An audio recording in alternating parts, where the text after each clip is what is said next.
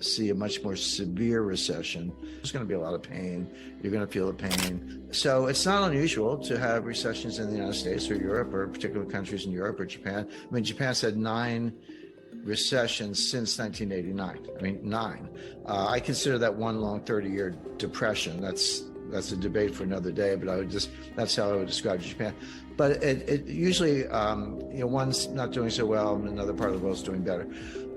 That's not the case. What is happening right now, I see it, but there's an awful lot of data to back it up, is that we are going into, or may already be in, a global recession. Now that's rare. It's rare when, hey, China, Japan, US, Germany, they're all in recession at the same time. But that's what's unfolding. That's a big deal, well, for obvious reasons, because it affects basically everyone. But there's no life preserver. There's no, it's not like China's going to pull us all out of it with cheap exports, or Japan's going to put the pedal to the metal in terms of fixed asset investment, et cetera.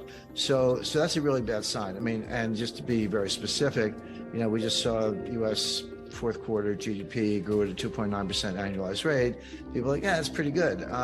And it's not good by post-1980 standards. It's not good at all by post-World War II standards, but post-2008, yeah, that's not bad. So it looks like the U.S. is going into 2023.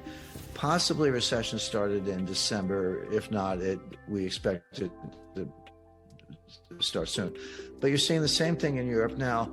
Europe got a break with the weather. Obviously there's a war going on, so that's a big factor. But and natural gas prices skyrocketed, and oil prices skyrocketed again in mid 2022. They've come down, and people expected them, and I don't include myself, to go up again because of the winter. But the winter turned out to be pretty mild. I saw pictures of people like kayaking around Copenhagen, it was like in t-shirts, So that was the break. That's act of God, but it works.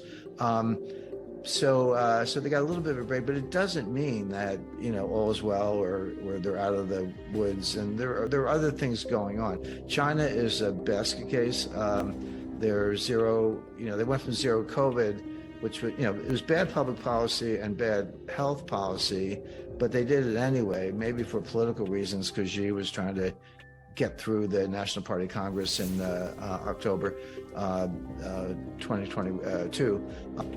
So they flipped almost on a dime. Now, there were riots beginning November 24th, 2022, pretty bad ones. People raged through cities. They tore down all these testing tents. They knocked down barricades. They hung banners. And the leadership in Beijing, they're looking at this thinking Tiananmen Square, 1989. So they just turned on a dime and said, okay, let it rip. The policy, let it rip. Let everyone get infected, and we'll do the best we can. And but one of the ways you get through it is by letting it rip, and you develop what's called herd immunity.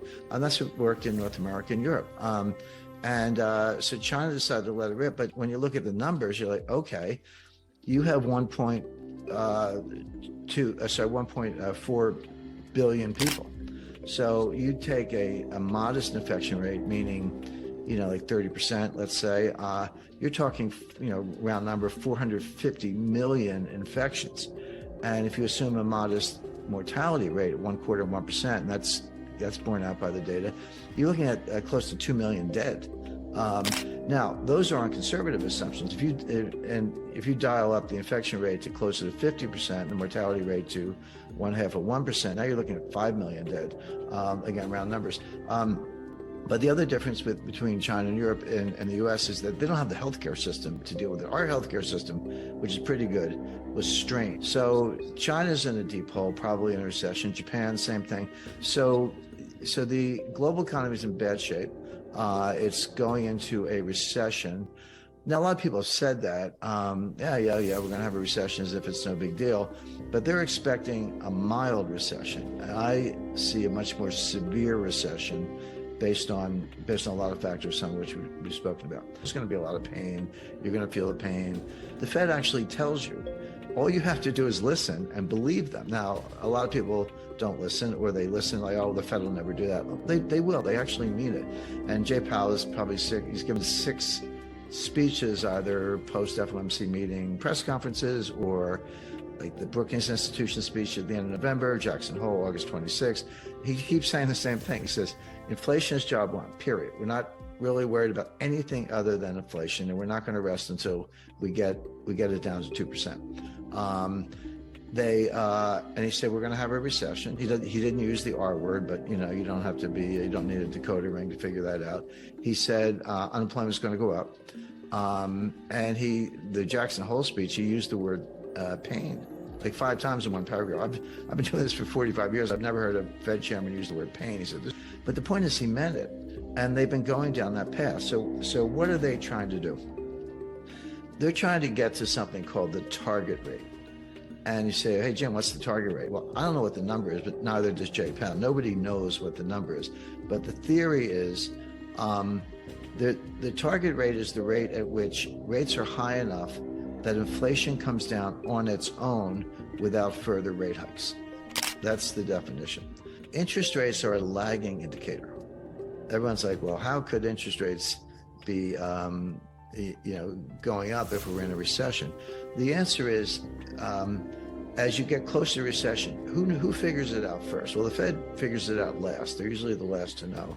Wall Street is second last to know. The people who figure it out first are actual business people, entrepreneurs, restaurant owners, dry cleaners, taxi drivers, or even medium-sized businesses. They see it. If you're in the trucking business, it's real time.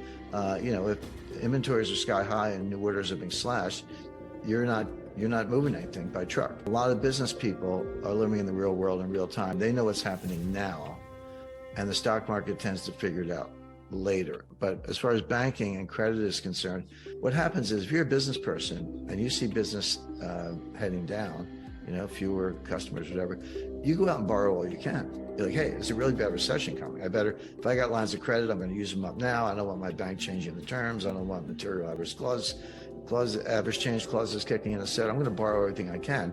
And that creates a demand for funds and interest rates go up. And then the recession hits and the bankers go, what's going on? Credit losses start going up. And then they just turn off the spigots and they raise standards. They stop doing loans. And then interest rates will start to come down. But interest rates peak after the recession has already begun. So interest rates may not have peaked yet. I mean, even the treasury market. So that's not unusual. So stock market's telling us Goldilocks, bond market's telling us, here comes, Hurricane Mitch or whatever. I agree with the market, certainly the bond market, that the Fed has probably over-tightened. They probably are at the so-called terminal rate. They just don't know it.